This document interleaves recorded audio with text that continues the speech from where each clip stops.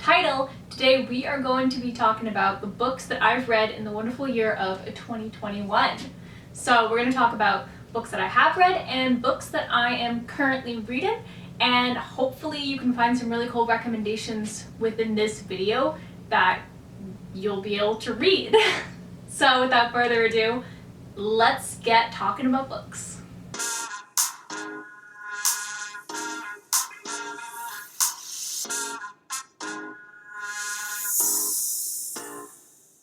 So we're going to start off with fiction because I didn't actually read that many fiction books this year. This actually was the year when I started to get back into reading. When I was a lot younger, like 12 to like 17, I would read like a book a day, which is pretty wild because like now it's like a book a week for me. So I started reading again probably around after my concussion, so like a little bit between July and August. So I read the full Harry Potter series. You probably noticed book number 2 is missing. That's because my boyfriend is using it to hold up his monitors. Yeah, so that's why it's not in here, because it was the perfect size for his monitors to like align. But yeah, I read the entire Harry Potter series this year. I've never read it before, so as an adult who read this series, which is directed towards children, here are some of my thoughts on that. I think that the first book definitely felt like a child's book, and I know that when I was reading it, I was like a little bit like, this kind of feels weird, like not really kind of stuff that I read. And I know that if I read this series when I was like way younger, like the age when you're supposed to be reading like these kinds of books, I know I would have been obsessed, because after I finished the series, I love it. I think it's so well done. It's so cool. I love Hermione. I know that she would have been like an icon for me, but growing up as a kid, I wasn't allowed to read the Harry Potter series. If you may recall, there was this kind of thing going around that I think it was called like Homeschool Mothers Against Harry Potter or Against Halloween, something along the lines of that. And so my family was a very like by the book Christian family, so I was not allowed to read any Harry Potter or anything like that. So now that I'm a full grown adult with my own apartment, I'm like, it is finally time, like I have the money to buy a full box set. And so I read the books and I am obsessed. They're so good, so much better than the movies, because I watched the movies when I was a teenager, because you can watch movies and not have like the leftover remnants of them, whereas a book, anybody can find the book. But look at this box set, it's beautiful. I love this.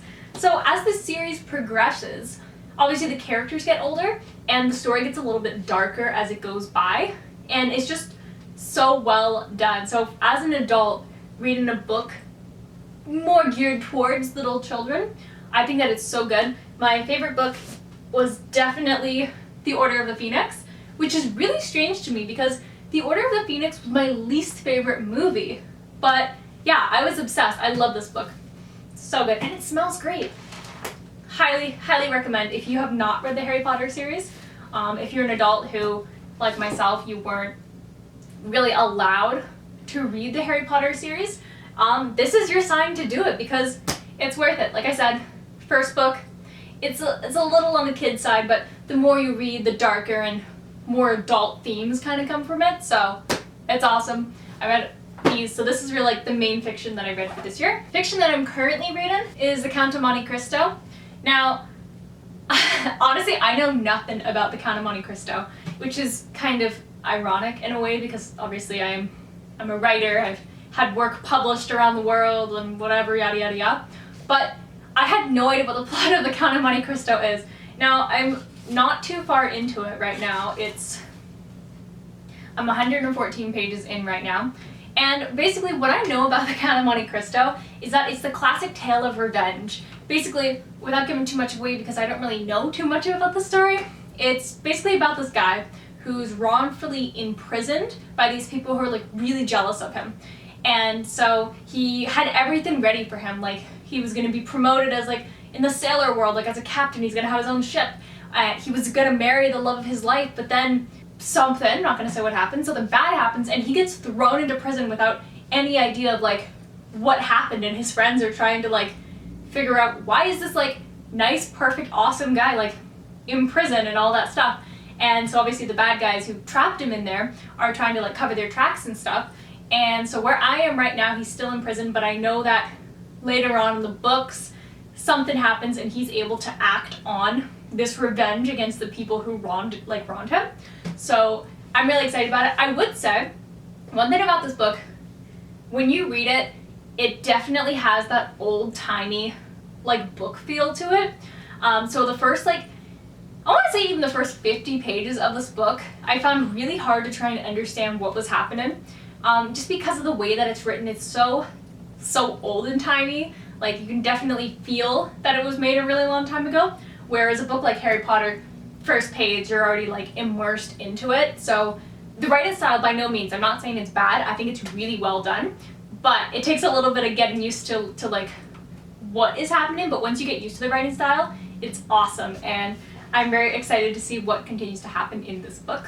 So that's pretty much all the fiction that I've read this year. I know that's not too much, but like I said before, I really just started getting back into reading, and so a lot of the books that I've read are actually non-fiction, like educational books, so that's what we're going to talk about now. A couple of them. So this book here is called Your Next 5 Moves by Patrick Bet-David, and basically it's a really cool like business strategy book. So in short, the company that I work at, we have like a book club. We don't really call it a book club, but like it's like a book club kind of thing. And these nonfiction books that I'm going to talk about are actually recommended from this. So this book here is Your Next 5 Moves. See, I put a lot of little things in there to like talk about it. But yeah, it's super well done. I love this book. I love the way that this book is written.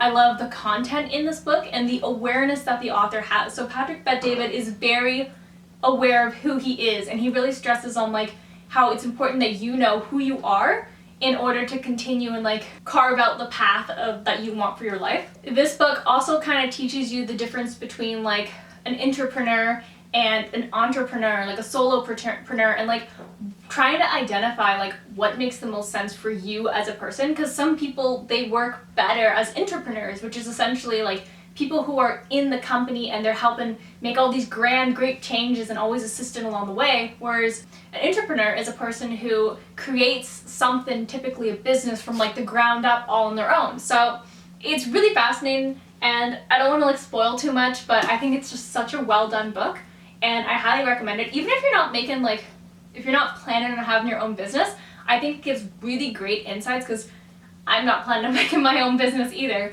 but I love the insights that I got from this book. Another thing about it is it touches on like leadership and problem solving, so it's really just a well-rounded, really well-done book. So yeah, Patrick Bet-David's Your Next 5 Moves, Mastering the Art of Business Strategy.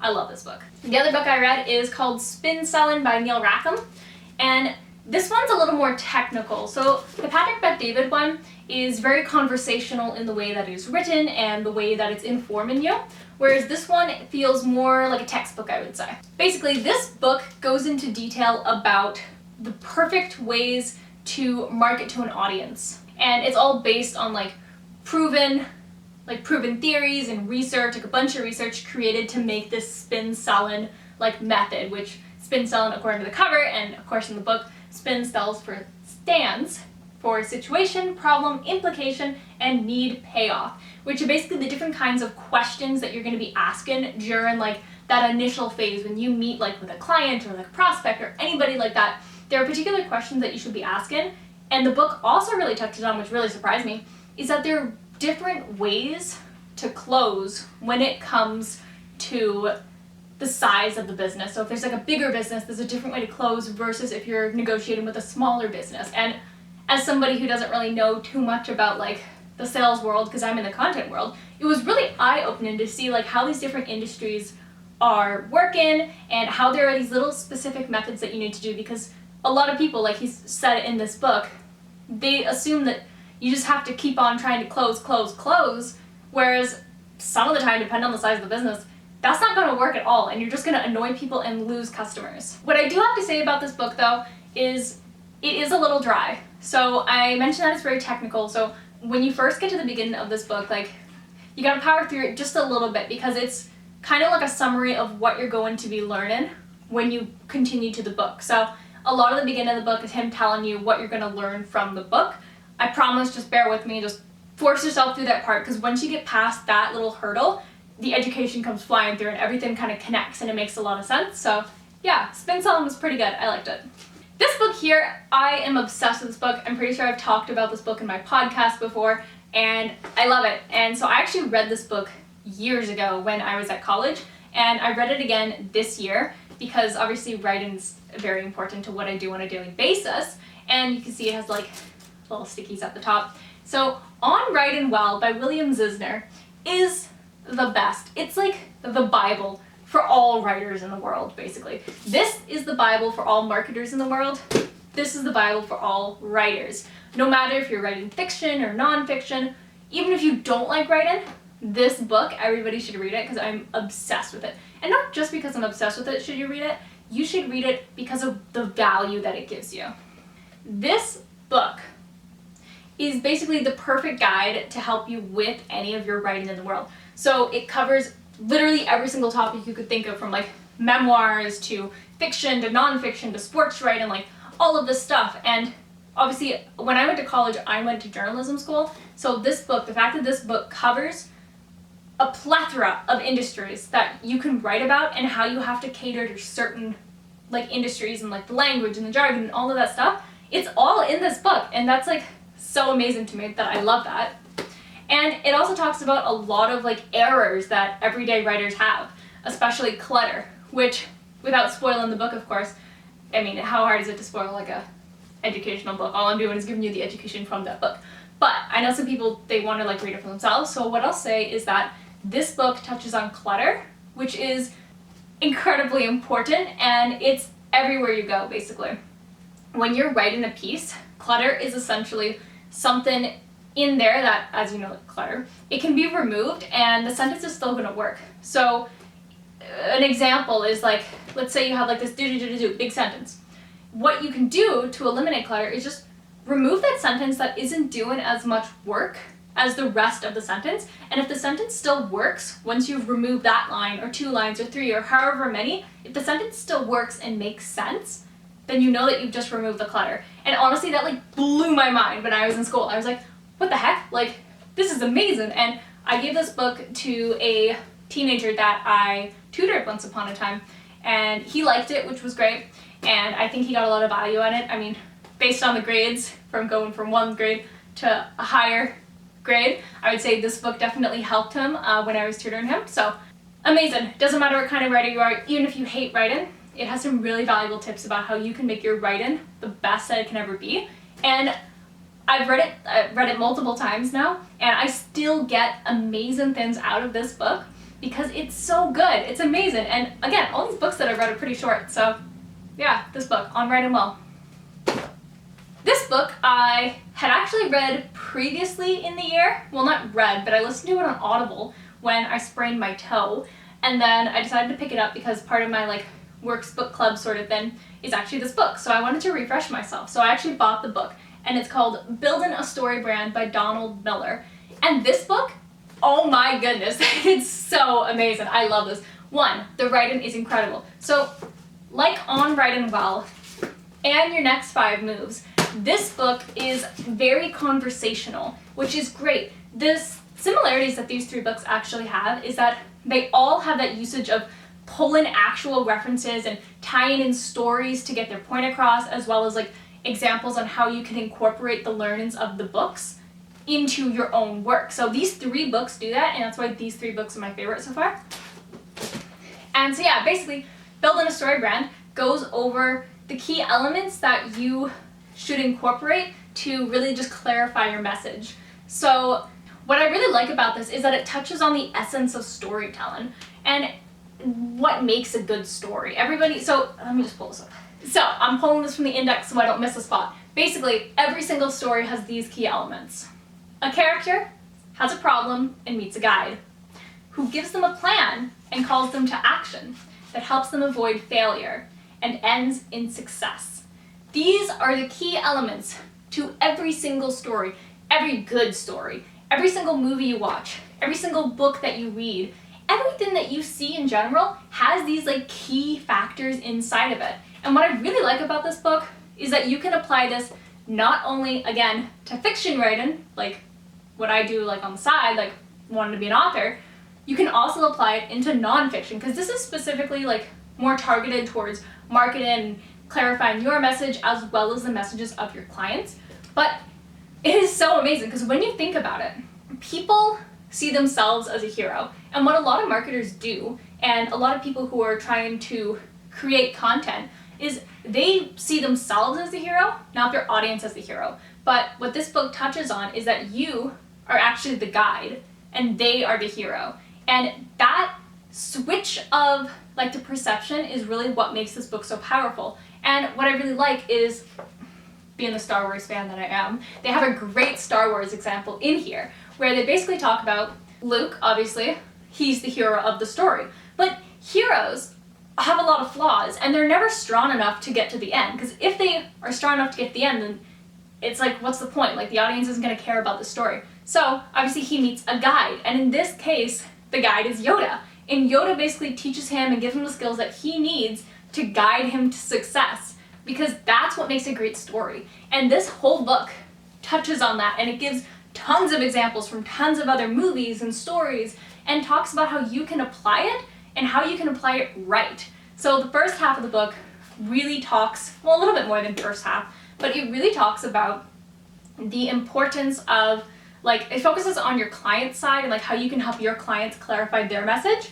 Whereas towards the end, it talks more about how you can clarify your business's message. So 2 parts for whatever makes the most sense for you. I personally really love the first half because I can see it applied to my own work in my professional work, as well as my personal, like my Talking Waffles stuff, or the novel that I'm writing, and like all of that stuff. So this was definitely one of my favorites. Again, like I said, these 3 books, thumbnail, these 3 books have that same theme that I'm obsessed with, which is they're teaching you something of value. It's very conversational, and they're all tying it in to show you how you can do it. And I love it. The last nonfiction book that I read this year is called Sink into Sleep. This is the 2nd edition by Ruth R. Davidson, the PhD of CP Psych. And basically, this is a step-by-step guide that helps you reverse insomnia. If you have watched my sleep study video, then you know that I have insomnia. And so basically this book was recommended to me by the sleep doctor, and it basically goes into detail about like how you can help reverse your own insomnia, and it gives you like these cool little like examples and like checklists and like all of that stuff. And then of course it gives you examples from other people who have benefited from the Sink into Sleep program. And what I really like about it is that it's not one of those books that you're gonna sit down, you're gonna read the whole thing.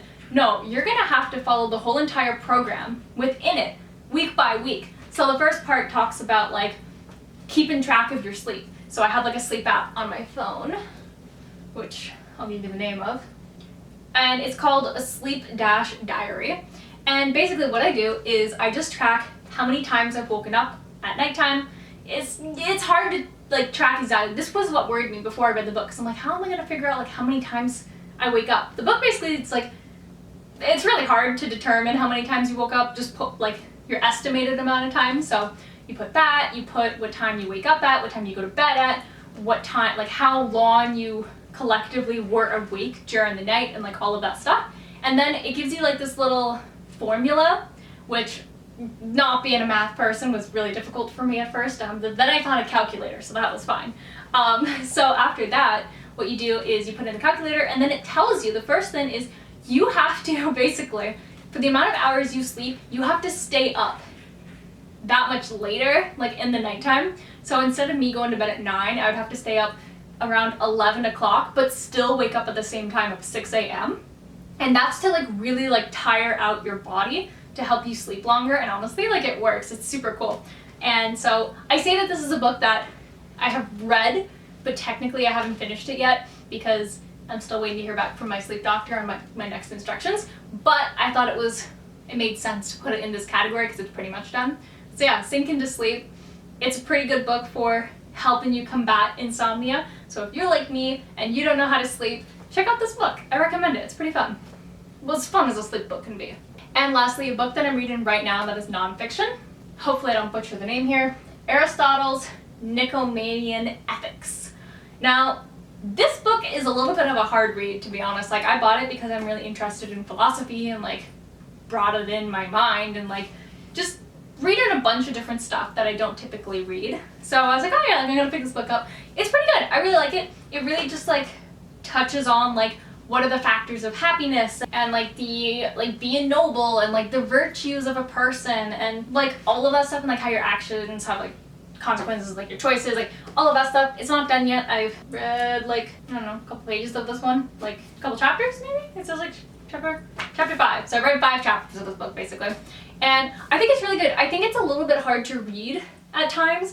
Apparently the 2 books that I'm reading right now I just think are hard to read, with Count of Monte Cristo and Aristotle's book here. But I think it's really, really interesting. Like, I really have to like set aside time to really understand like what's going on there. So I like to take a couple of notes and stuff, which kind of delays the completion of the book, but that's fine because the real importance of a book is extracting the education and the value from it and implanting it in your brain, because there's no point in reading a book and having to go one in one ear and out the other. So yeah, I'm reading this one right now. So far so good. A little bit of tough of a read. So yeah, that's what I've learned. So the 2 books I'm reading right now are a little bit tough to read, but I think they're great. I think I'm probably going to add another nonfiction book.